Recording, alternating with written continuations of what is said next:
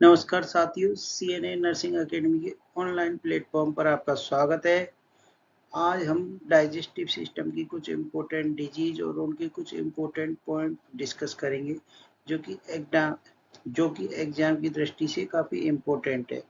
तो सबसे पहले हम बात करते हैं डंपिंग सिंड्रोम। क्या है ये डंपिंग सिंड्रोम? जैसे डंपिंग नाम से ये कोई चीज़ को डंप कर देना एकदम से। तो इसमें क्या हो रहा है? Rapid emptying of gastric contents. जो गैस्ट्रिक कंटेंट है वो रैपिड एम्प्टिंग हो रहे हैं। ये किस कारण से हो सकता है? गैस्ट्रिक रिसेक्शन, यानी कि जैसे कि अगर ये मेनली गैस्ट्रिक रिसेक्शन किया जाता है, जैसे पेप्टिक अल्सर डिजीज होती है उसमें गैस्ट्रिक रिसेक्शन किया जाता है। सर्जिकल ट्रीटमेंट होता है पेप्टिक अल्सर का। उसमें क्या करते हैं? गैस्ट्रोड्यूडेनोस्टोमी कर सकते हैं, यानी कि जो स्टोमक का कुछ पार्ट काट देते हैं उसको ड्यूडेनम से डायरेक्ट कनेक्ट कर दिया जाता है। इसी तरीके से गैस्ट्रोजेजुनोस्टोमी, यानी कि इसमें ड्यूडेनम का पार्ट कट कर दिया जाता है और स्टोमक के जो कट पार्ट है उससे जेजुनम को अटैच कर दिया जाता है। तो ये गैस्ट्रिक डिसेक्शन। अब इसमें क्या है कि जो फूड कंटेंट जो पहले आ रहा था ड्यूडेनम से होके फिर जेजुनम फिर इलियम, या इसमें भी स्टोमक का कुछ पार्ट कट किया है, ड्यूडेनम का कुछ पार्ट कट किया है, तो गैस्ट्रोड्यूडेनोस्टोमी। तो जो भी फूड है डाइजेस्टेड, तो फूड जल्दी से इंटेस्टाइन के अंदर पहुंचेगा, जिसकी वजह से feeling of abdominal fullness and abdominal pain हो सकता है।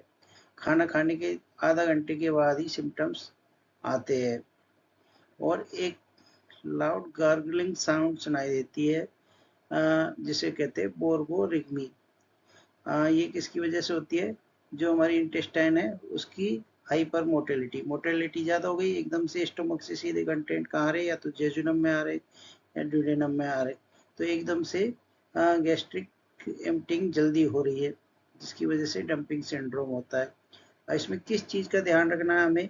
शुगर, साल्ट और मिल्क का इंटेक कम से कम करना है। ईट हाई प्रोटीन, हाई फैट और लो कार्बोहाइड्रेट डाइट, यानी हाई प्रोटीन और हाई फैट डाइट का इंटेक करना है, ताकि इनका डाइजेशन स्लो हो और ये आपके जो बोवेल है उसके अंदर स्लो पहुंचे। उसके साथ eat small meal and avoid consuming fluid with meal, खाने के साथ फ्लूइड का कंज्यूमशन कम करना है। नेक्स्ट हमारा बात करते हैं कोलिसिस्टाइटिस। कोली यानी कि जैसे नाम से पता है, कोली यानी गॉल ब्लैडर से संबंधित है। कोलिसिस्टाइटिस यानी इन्फ्लामेशन ऑफ गॉल ब्लैडर।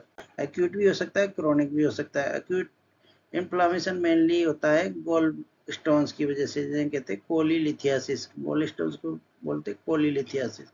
तो इसकी वजह से जो इन्फेक्शन होगा वो मेनली एक्यूट इन्फेक्शन होगा। क्रोनिक कोलिसिस्टाइटिस के कारण हो सकते हैं, जैसे कि बाइल एम्प्टिंग में पूरी तरह से बाइल एम्प्टी नहीं हो पा रहा है, या गॉल ब्लैडर की मसल्स की कोई डिजीज हो गई है, उससे जो बाइल है वहाँ पे ही स्टोर हो रहा है, बाइल बाहर नहीं निकल पा रहा है, तो उसकी वजह से हो सकता है। तीसरा कारण एक्यूलेस कोलिसिस्टाइटिस, कोई बैक्टीरियल इन्फेक्शन हो गया है। क्या मेन सिम्टम्स आ सकते हैं? इसका मेन सिम्टम है जो पेन होता है, एपिगेस्ट्रिक पेन होता है मेनली, और रेडिएट टू राइट शोल्डर या स्केपुला। जैसे कि जो भी एपिगेस्ट्रिक पेन होगा यहाँ पर, वो रेडिएट करके कहाँ जाएगा? राइट शोल्डर तक, और जो स्केपुला है उसके पास तक पहुंचता है ये।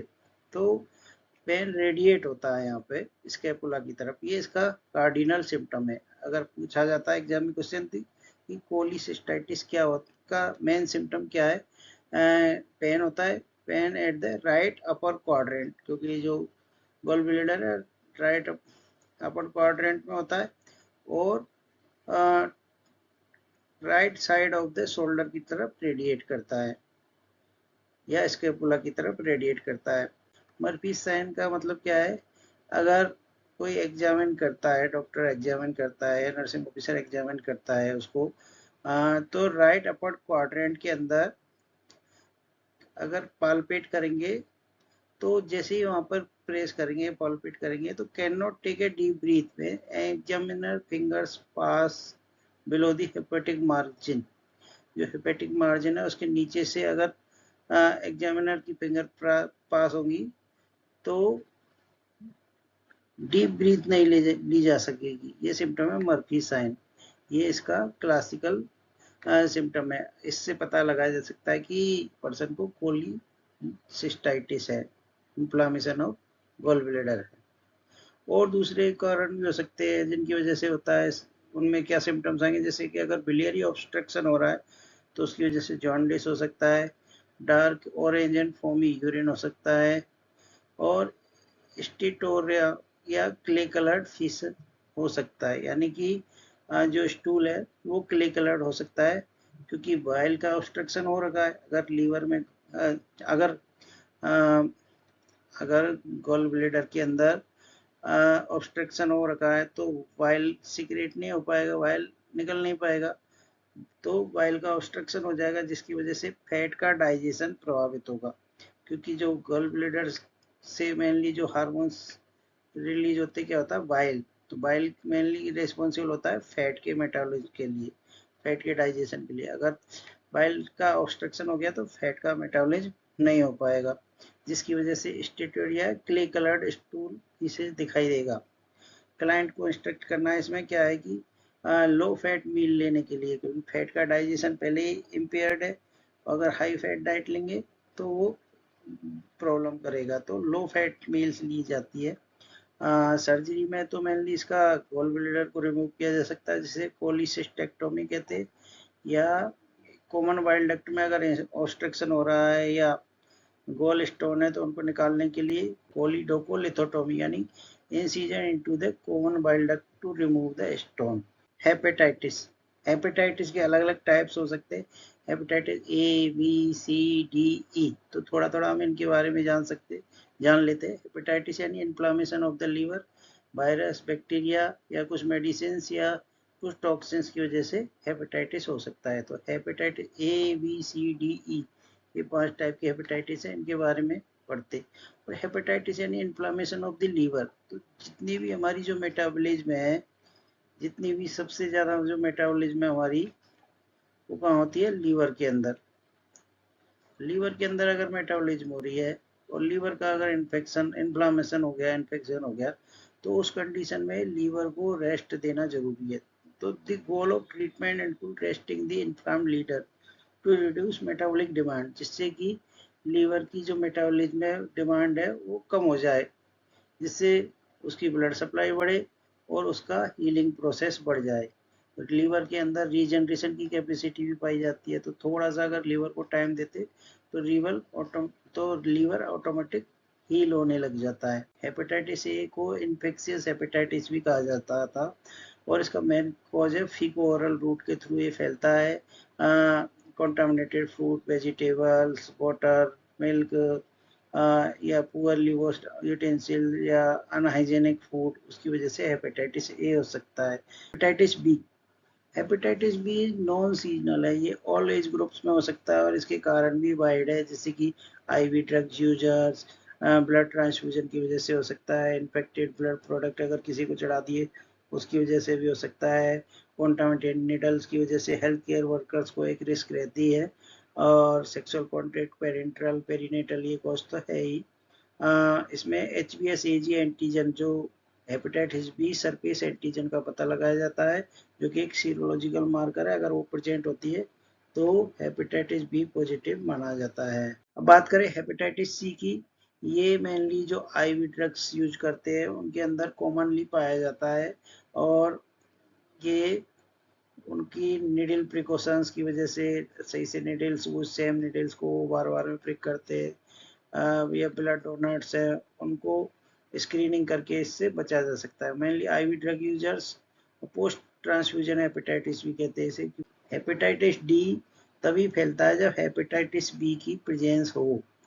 ये hepatitis D occurs when hepatitis B and cause infection only in the presence of hepatitis B infection. अगर हेपेटाइटिस बी का इन्फेक्शन है तो उस केस में ही हेपेटाइटिस डी होता है, क्योंकि हेपेटाइटिस डी अकेला सरवाइव नहीं कर सकता, उसको उसकी प्रेजेंस के लिए हेपेटाइटिस बी का इन्फेक्शन चाहिए।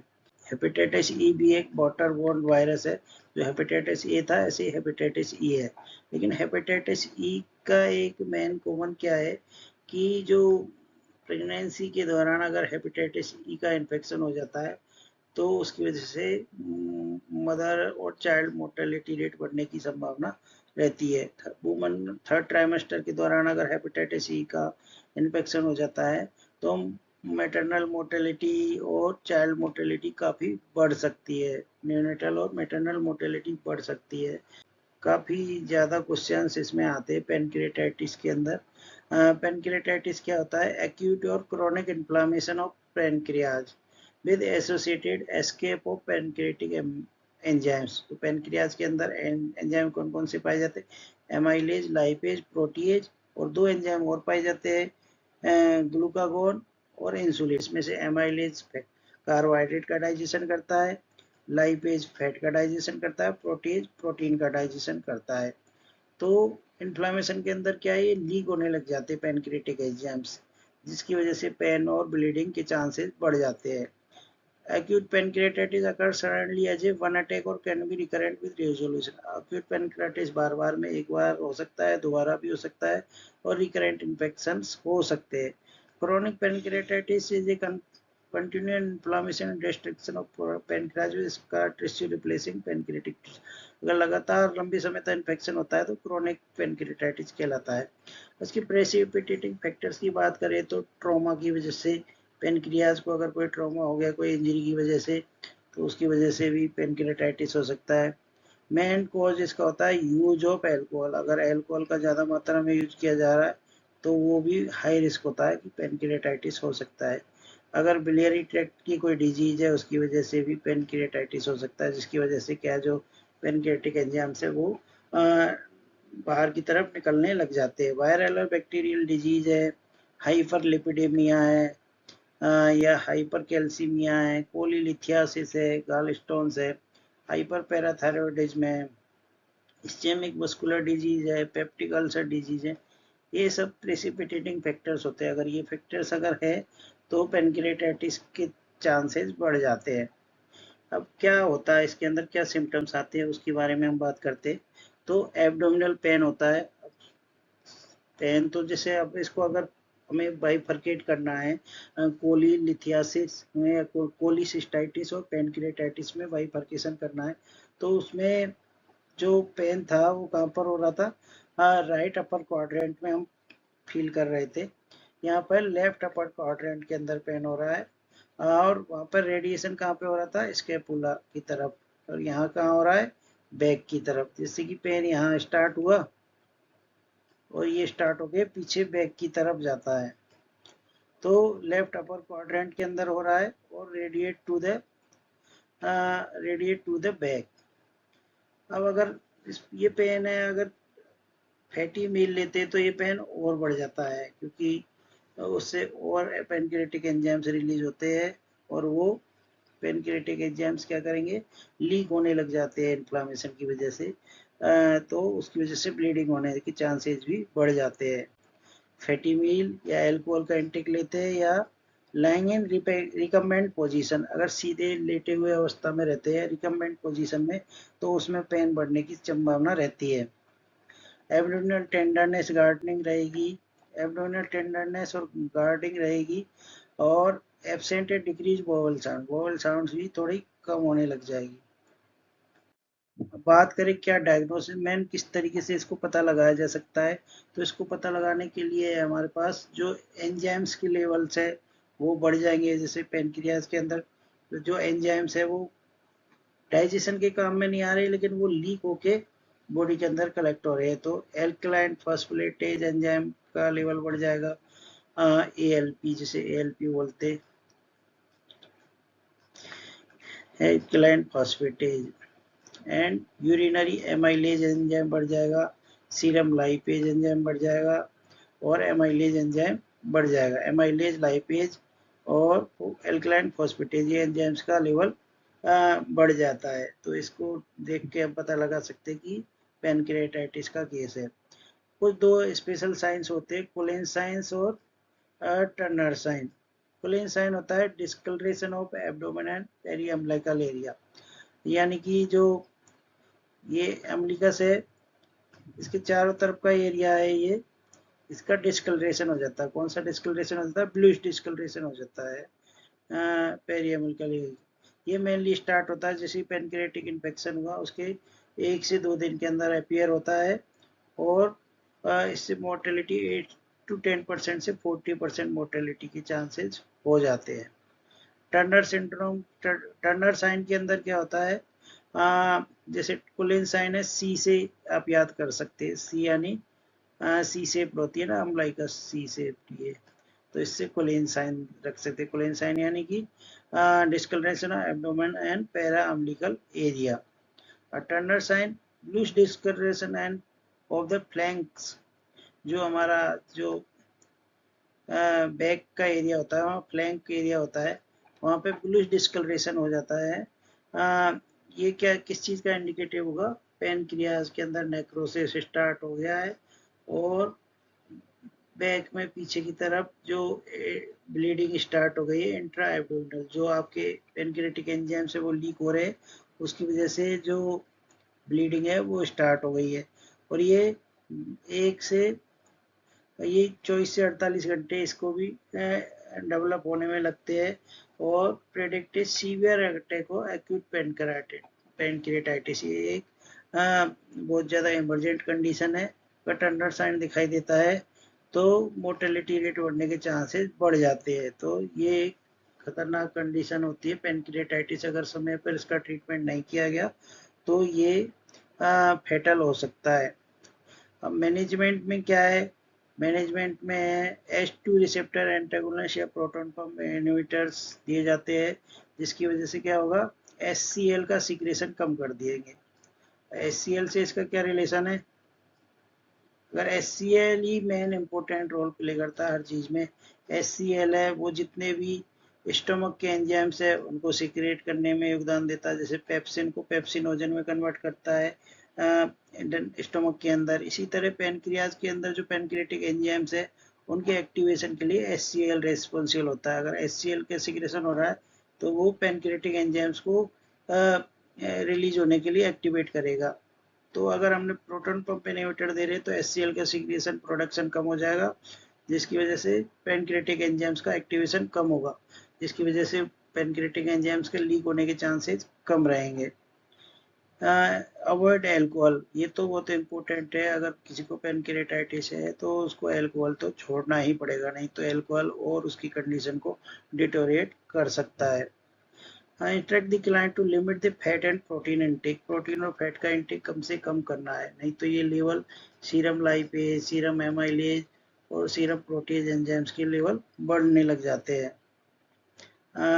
अगर स्टीटोरिया क्या होता है कि जो है क्ले कलर्ड स्टूल दिखाई देता है। क्ले कलर्ड स्टूल अगर होता है, क्ले कलर्ड स्टूल किस चीज में दिखाई देता है? क्योंकि जो है फैट का डाइजेशन नहीं हो पा रहा प्रॉपर। पेनक्रियाटिक एंजाइम्स है, बाइल साल्ट है, बाइल जूस है, वो मेनली फैट का डाइजेशन करता है। तो फैट का डाइजेशन कम हो रहा है, जिसकी वजह से क्ले कलर्ड स्टूल बढ़ जाएगा, उसके अंदर और ज़्यादा मात्रा में स्टीटोरिया होगा। इससे पहचाना जा सकता है या एब्डोमेन डिस्टेंशन हो रहा है, क्रैम्पिंग हो रही है, या स्किन का ब्रेकडाउन हो रहा है। अगर स्किन का ब्रेकडाउन क्यों हो रहा है? क्योंकि पेनक्रियाटिक एंजाइम्स रिलीज हो रहे, उसकी वजह से स्किन का ब्रेकडाउन स्टार्ट हो रहा है। तो ये कंडीशंस अगर होती है तो आपको तुरंत अपने डॉक्टर को इन्फॉर्म करना है। अब नेक्स्ट डिजीज है Crohn's disease. Crohn's disease inflammatory bowel disease है, जैसे कि दो होती है inflammatory bowel disease, Crohn's disease, और एक होती है अल्सरेटिव कोलाइटिस। ये दोनों इन्फ्लामेटरी बोवेल डिजीज होती है। अल्सरेटिव कोलाइटिस तो जो लार्ज इंटेस्टाइन होती है मेनली, उसमें रेक्टम से और सीकम के बीच में जो पार्ट होता है उसका इन्फ्लामेशन होता है। और ये क्रॉन्स डिजीज कहीं भी हो सकती है पूरे GIT के अंदर, कहीं पे भी, स्मॉल इंटेस्टाइन, लार्ज इंटेस्टाइन, कहीं पर भी हो सकती है। और लेकिन मेनली ये सबसे ज़्यादा जो टर्मिनल इलियम का पार्ट है उसको अफेक्ट करती है, जिसकी वजह से वहाँ पे थिकनिंग हो जाती है, स्कारिंग हो जाती है, उनकी ल्यूमेंस है वो नैरो हो जाती है, उसकी वजह से अल्सरेशन हो जाते हैं, एब्सेस हो जाते हैं। तो इसमें मेन सिम्टम क्या होता है, डायरिया होता है। जैसे अल्सरेटिव कोलाइटिस है उसमें भी डायरिया होता है, उसके अंदर ब्लड होता था, ब्लडी डायरिया।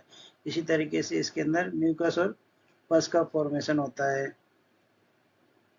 माल न्यूट्रिशन होगा क्योंकि स्मॉल इंटेस्टाइन का अगर पार्ट है, इलियम है, वो अगर इन्फेक्टेड हो रहा है या पूरा इंटेस्टाइन इन्फेक्ट हो रही है तो उसकी वजह से एब्जॉर्प्शन कम हो पाएगा, जिसकी वजह से माल एब्जॉर्प्शन सिंड्रोम हो सकता है। नेक्स्ट बात करते हैं अपेंडिसाइटिस। अपेंडिसाइटिस क्या है? Appendicitis is the inflammation of the appendix. अगर अपेंडिक्स का इन्फ्लामेशन हो रहा है उसे अपेंडिसाइटिस कहते हैं। अपेंडिक्स एक पार्ट है, किसका पार्ट है? अपेंडिक्स लार्ज इंटेस्टाइन का पार्ट है, वर्मीफॉर्म अपेंडिक्स जिसे बोलते हैं। व्हेन अपेंडिक्स बिकम्स इन्फ्लाम्ड और इन्फेक्टेड, जिसकी वजह से क्या हो सकता है? रप्चर हो सकता है अपेंडिक्स का। और उसकी वजह से अगर रप्चर को अगर रोका नहीं गया तो पेरिटोनाइटिस और सेप्सिस होने के चांसेस बढ़ जाते हैं। तो अगर एक्यूट अगर अपेंडिसाइटिस हो रहा है तो उसको तुरंत से तुरंत जल्दी से अगर उसका ट्रीटमेंट नहीं किया गया, ट्रीटमेंट में मेनली इसका सर्जिकल मैनेजमेंट किया जाता है, अपेंडेक्टोमी, अपेंडिक्स को हटा दिया जाता है। अब सिम्टम्स की बात करें तो सिम्टम्स में मेनली पेन होता है पेरा अम्बिलिकल रीजन। जो पेरा अम्बिलिकल रीजन है उसके अंदर पेन होता है, यहाँ पे यहाँ तक, और that descend to the right lower quadrant, right lower quadrant की तरफ डिसेंट होता है।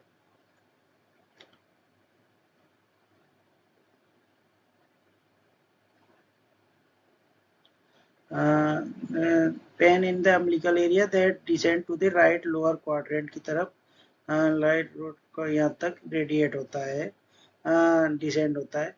Pain intense at McBurney point, एक मैकबर्नी पॉइंट होता है जहाँ पर बहुत ज़्यादा टेंडरनेस दिखाई देती है in the acute appendicitis. Landmark on the right side of the abdomen, right side abdomen की right side है।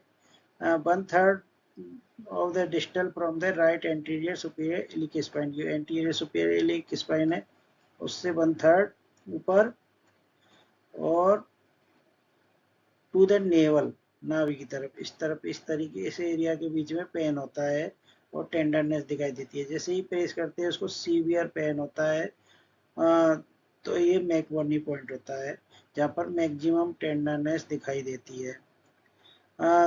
अगर इसके सिम्टम्स की बात करें तो client in side line position में रहता है और बिल्कुल एब्डोमिनल को गार्ड करने लग जाता है और लेग्स को प्लेग कर लेता है क्योंकि उसके पेन होता है सीवियर। इसके मैनेजमेंट की बात करें तो पोजीशनिंग इम्पोर्टेंट होती है। उसको राइट साइड लाइंग या low to semi Fowler position दी जाती है, राइट साइड लाइंग पोजीशन उसको प्रोवाइड करेंगे। About the application of heat to abdomen, abdomen को हीट एप्लीकेशन बिल्कुल भी नहीं करना है, उसकी वजह से अपेंडिक्स के रप्चर होने के चांसेस बढ़ जाते हैं। जिसकी वजह से अगर रप्चर हो जाएगी तो रप्चर हो गई तो पेरिटोनाइटिस होने के चांसेस बढ़ जाते हैं, जो कि एक लाइफ थ्रेटनिंग कंडीशन होती है। और लास्ट टॉपिक है हमारा हीमरेट्स। हीमरेट्स क्या है? Dilated varicose vein in the anal canal, जो एनल कैनाल के अंदर अगर डायलेशन हो जाता है वेरिकोज वेन का तो हेमरॉइड्स कहलाते हैं। हेमरॉइड्स 3 तरीके के हो सकते हैं, इंटरनल, एक्सटर्नल और प्रोलैप्स। इंटरनल हेमरॉइड्स को अबव द एनल इंस्फिंक्टर के ऊपर होते हैं और इंस्पेक्शन के द्वारा दिखाई नहीं देते। अगर पेरियनल नॉर्मल इंस्पेक्शन किया जाए तो दिखाई नहीं देंगे। एक्सटर्नल होते below the anal sphincter, anal sphincter के नीचे होते, उनको हम आसानी से देख सकते हैं। प्रोलेप्ट यानी कहाँ, वहाँ पे अगर थ्रोम्बस फॉर्मेशन हो गया या इन्फ्लामेशन हो गया तो प्रोलेप्ट होते हैं। मेनली ये हेमरॉइड्स होते हैं पोर्टल हाइपोटेंशन, पोर्टल वेन है उसके अंदर अगर ब्लड प्रेशर बढ़ जाता है उसकी वजह से जो एनल कैनाल है उसके अंदर जो वेरिकोज वेन्स है वो डायलेटेड हो जाती है, और स्ट्रेनिंग और कॉन्स्टिपेशन की वजह से भी ये प्रेशर बढ़ सकता है। जो भी कारण एब्डोमिनल प्रेशर को बढ़ाते हैं, वो जो भी कारण जो एब्डोमिनल प्रेशर को बढ़ाते हैं वो सारे रेस्पॉन्सिबल होते हैं हीमरॉइड्स और इसोफेगल बेरेसी, दो चीज़ों के लिए। अब बात करें मैनेजमेंट की तो मैनेजमेंट में अप्लाई कोल्ड पैक्स अप्लाई करें, उससे पेन थोड़ा कम होता है।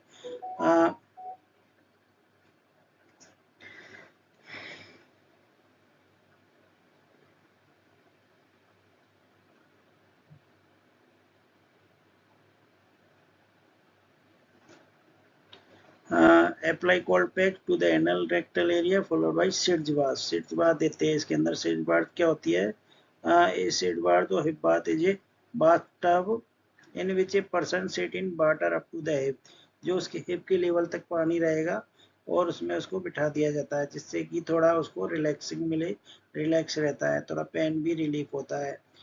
और इसके अंदर मेनली हाई फाइबर डाइट दी जाती है और प्रोनियस साइडलाइन पोजीशन दी जाती है ताकि ब्लीडिंग को प्रिवेंट किया जा सके।